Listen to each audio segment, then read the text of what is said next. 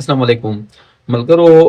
ځینې کسان داسې چې هغه د خپل موبایل نه ایزي پیسې اکاونټ ختمول غواړي او بل اکاونټ کې لاګین کول غواړي. مطلب یو اکاونټ ستا په موبایل کې لاګین دی، ته وایې چې یاره دا دې زه ختم کړم، دا د رور دی، د پلار دی، د مور په نامه دی یا د بل چا یو کس په نامه باندې، ته وایې چې دا دې زه ختم کړم او بل ستا په خپل کارت باندې یا لکه مطلب ته خپل بل یو ایزي پیسې اکاونټ چې دی نو هغه په دې خپل موبایل کې لاګین کول غواړي، نو دا اکثر بلاک کیږي. د دې یو پراپر طریقه ته زه ښیم، په دې طریقه باندې تاسو وکړئ، ان شاء الله بیا به ستاسو ایزي پیسه بلاک کیږي هم نه او نه به مسله وکړي راځي. نو دا طریقه ته زه ښیم، په دې ویډیو کې مو سره وګورئ. ښه نو تاسو به راشئ دا وګوره، زما سره ایزي پیسه اکاونټ چې کوم دی نو هغه لاګین دی. دا وګوره اخره کې 783 نمبر دی. دا اوس زه واپس به راشم، دا د دې ځای نه هم کېږي. دا وګوره ته دې نه هم کېږي، خو موږ به سیټینګ ته لاړ شو او د سیټینګ نه به یې وکړو.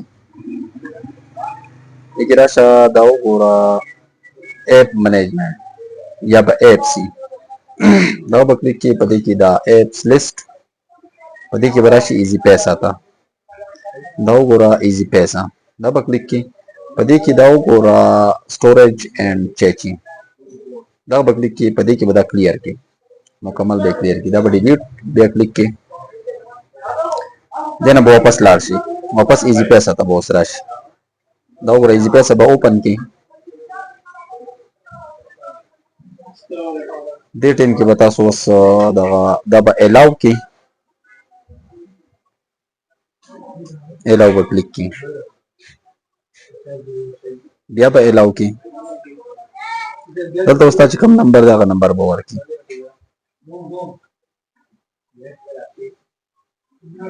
تا چې کوم بل دویم اکاونټ دی، دویم دغه چې دی دا کوم اکاونټ دی هغه نمبر به ورکړي، ته به او ټي پي راشي هغه به راواخلي. بس دې ځای کې ته اوس خپل دغه ورکړه، ستا چې کوم ایزي پیسه کوډ دی هغه ورکړه.